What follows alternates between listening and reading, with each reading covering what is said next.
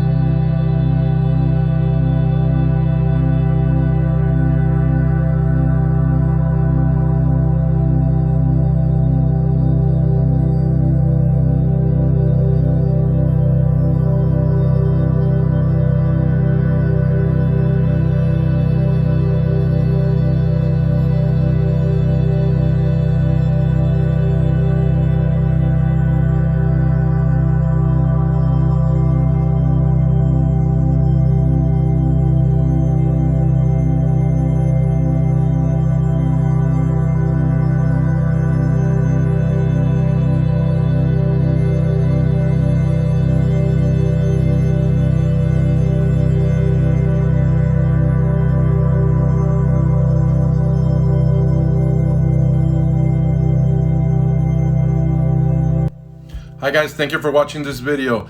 Check out the description or a link somewhere here. I'm gonna put the rest of the video if you want to look at the church inside. And also, there's another video, it should be uploaded by the time I finish this video, about flying your drone if you come to Italy as a tourist. Thanks again.